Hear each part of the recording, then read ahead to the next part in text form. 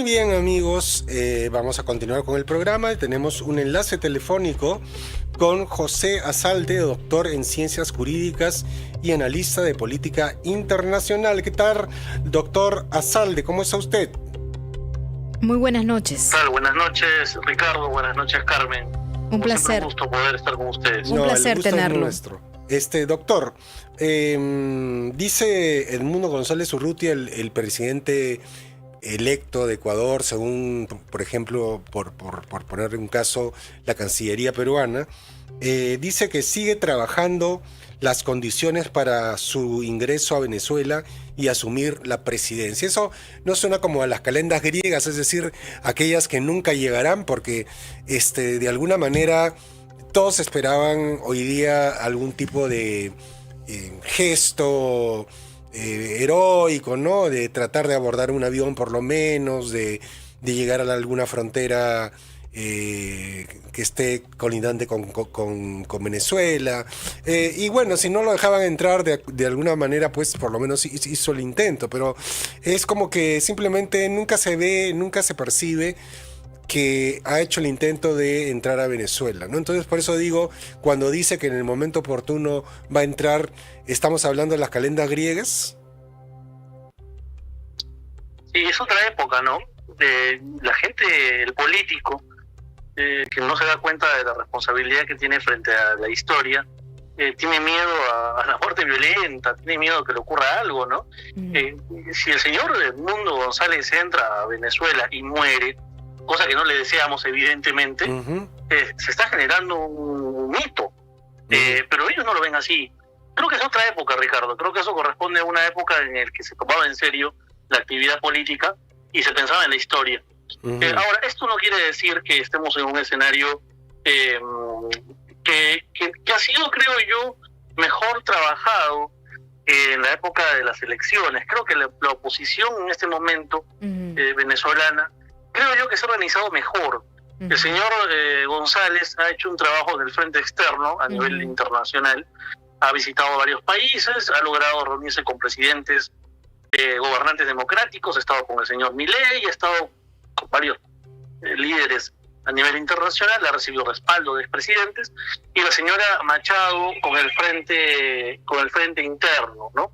E incluso ha estado en la clandestinidad para evitar ser apresada por las huestes del señor Maduro. Entonces, yo creo que sí se ve en este momento un escenario tal vez favorable para la oposición, pero sí estoy de acuerdo contigo de que tendría que aparecer en un momento algún gesto heroico para que se pueda notar en esta nueva etapa, para que detonen, digamos, de este ¿no? ciclo, que realmente hay un interés por cambiar las cosas. En eso sí coincido plenamente contigo, Ricardo. Ahora, doctora Azalde, yo quisiera consultarle sobre estas sanciones internacionales que vienen llegando, porque luego de la juramentación de Nicolás Maduro, Estados Unidos y Reino Unido comenzaron con este rosario de sanciones. Por ejemplo, recompensa por captura a Maduro, que subió de $15 millones a $25 millones. Lo mismo para Diosdado Cabello, el número 2 del régimen de Maduro, y también para Padrino, el ministro de Defensa. ¿Se avisoran más sanciones, incluso de todos los frentes contra Venezuela? ¿Qué tanto esto también puede generar que haya mayor presión internacional? ¿Qué más se puede esperar? El único delincuente internacional por el cual Estados Unidos pidió en su momento 25 millones fue Osama Bin Laden. Así es. Entonces, en este momento, a ese nivel está poniendo la cabeza el gobierno de Estados Unidos, el gobierno del señor Biden, al señor Maduro. No obstante, yo creo que las verdaderas sanciones van a llegar cuando el señor Trump asuma la presidencia. Y esto fundamentalmente por las propias declaraciones de Trump. El día de hoy Trump ha reconocido a Edmundo González como presidente a través de las redes sociales, y el entorno más cercano del señor Trump, por ejemplo, el que va a ser secretario de Estado, el señor Rubio, vienen de familias cubanas que han tenido que huir, viven en el exilio en Estados Unidos, y saben muy bien lo que es vivir en un régimen totalitario. Entonces, si bien es cierto, a Biden se le puede reconocer que en el discurso declarativamente ha ejercido una oposición al régimen de Maduro. Yo creo que en actos, en gestos, el régimen de Trump va a ser mucho más duro, ¿no? Ahora, se dice... Yo considero que va a ser así, pero veamos cómo se va a desenvolver. Porque además que la agenda del señor Trump en este momento no sé si tenga como prioridad Venezuela, ¿no? Sí, a eso iba. Muchos analistas han dicho que si bien el señor Trump tiene simpatía por el señor González Urrutia, y lo ha reconocido, Venezuela en sí mismo no juega un papel importante en las prioridades internacionales de los Estados Unidos.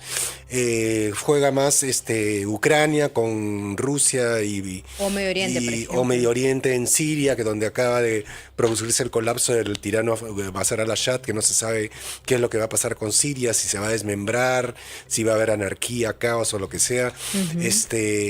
Y digamos, esas son las prioridades básicamente de Estados Unidos. Entonces, como que de alguna manera Venezuela no es un lugar por el cual Estados Unidos invertiría mucho dinero para sacar un régimen, aunque sea un régimen realmente, como hemos visto, comunista, como es el caso de Maduro.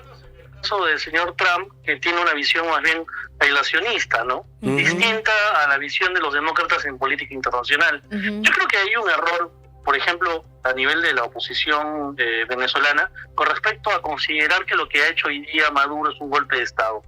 Para decir que es un golpe de Estado tendríamos que suponer de que anteriormente hubo un gobernante que gobernaba de acuerdo a la ley. Y esto no ha sido así. Maduro es un gobernante que, digamos, continúa gobernando. Ya estaba en el gobierno. Maduro es un dictador, Maduro es un gobernante autoritario. La constitución de Maduro, las normas que dicta el chavismo o el régimen de Maduro, no son legítimas, son funcionales al régimen. Por ejemplo, tenemos el caso de esta famosa ley Simón Bolívar, ¿no? Son leyes funcionales al régimen, igual que tienen una asamblea funcional al régimen, donde hay partidos funcionales al régimen. Si el señor Maduro ha tomado el control de los partidos políticos en Venezuela y ha nombrado administradores. Los administradores son los que deciden quiénes son los candidatos que participan en elecciones, donde termina ganando Maduro y terminan avalando esos procesos electorales porque son funcionales al régimen. Entonces, yo creo que en la narrativa de la oposición venezolana, hablar de golpe de Estado, como lo ha hecho la señora Machado y como lo hace el señor González, es un error. Yo creo que deberían hablar directamente de una dictadura que tiene instituciones como el Poder Judicial, como el sistema electoral, funcionales al régimen. De acuerdo. Ahora, me gustaría preguntarle acerca de sus impresiones luego del mensaje de María Corina Machado y también de Edmundo González Urrutia, porque incluso en las afueras de la embajada, nacionales estuvieron acompañando también a los venezolanos y generó muchísima expectativa, pero realmente dentro del discurso, dentro de la narrativa, era como que esperemos, sigamos en la lucha, sigamos presionando, yo voy a volver a Venezuela, voy a pisar territorio venezolano. ¿Qué análisis saca de estos pronunciamientos de ambos? Creo que no quieren finalmente decir las cosas como son, aunque la señora Machado ya deslizó algo en esta declaración que dio hace unas horas a propósito de este intento de secuestrarla. Ella narra lo que ocurrió y exhorta a los mandos medios de las Fuerzas Armadas venezolanas a que, sean leales al régimen legítimo, que sería en este caso el régimen del señor González, y que no acepten las posiciones del señor Maduro. Bueno, lo que está haciendo ella es exhortar a una desobediencia por parte de uno de los pilares del régimen de Maduro, que es el ejército. Yo creo que el escenario que ellos están esperando es ese, el escenario en el que un sector importante de las Fuerzas Armadas que sostiene a este régimen decide separarse. Sí. Ahora, a mí me preocupa algo, y es que como mencionaba Ricardo, ¿no? ¿Cuándo entra el señor González? ¿Cuándo va a Venezuela y reclama el poder por la elección popular, ¿no? Él ha sido supuestamente ganador, ¿no? Si el señor González entra a Venezuela, sería un escenario muy complejo. estaríamos hablando de dos gobernantes, uno supuestamente usurpador, el señor Maduro, digo supuestamente porque nunca terminó de presentar los medios de prueba que acreditaran que él ha ganado las elecciones, ¿no? Y por otro lado tendríamos al señor González, que un sector importante de la población lo considera el presidente electo. Estamos ante una sociedad fracturada, dividida, estamos en las puertas de una posible guerra civil. Yo no sé si dentro de la estrategia de la oposición se quiere evitar eso y se está esperando que haya una acción dentro del propio gobierno, concretamente dentro de las Fuerzas Armadas, para evitar que esto ocurra. Están buscando una salida política. La salida política es que se presione y que Maduro renuncie y cambie la correlación de fuerzas y pueda entrar el señor González. Ahora, eso habría que ver si es una posición nuevamente cándida, ingenua, o si en este momento, donde ha cambiado un poco la coyuntura, puede ser viable, ¿no? Bueno, ahora, para poder también, no sé si puedo dar una posición importante. Sí, una última. ¿Cómo nos afecta a nosotros en el Perú? Yo creo que esa es una pregunta que nos tenemos que hacer. ¿Qué hacemos con el 1,5 millones de venezolanos que actualmente están en el Perú? La migración venezolana en este momento se ha vuelto un problema social, político y migratorio en el Perú. ¿Cómo solucionamos eso sin despertar discursos xenófobos? Es algo que yo me preguntaría. Y no sé si hay una respuesta de parte de la clase política. Y sobre todo también la diáspora, que aseguran que se vienen. Muchas gracias, le agradecemos al doctor en Ciencias Jurídicas y la analista. Diáspora de Bolivia, que probablemente, yo estoy seguro que lo que se va a venir es la diáspora boliviana. Bueno, esperemos que no ocurra nada trágico. Imagínese usted, doctor. Estar preparados para ello, ya que la diáspora venezolana nos ha enseñado qué es lo que tenemos que hacer. Ha sido el doctor José Azalde. Gracias por haber estado con nosotros. Muy buenas noches. Muchas gracias a usted. Gracias a usted. Gracias. Vamos a una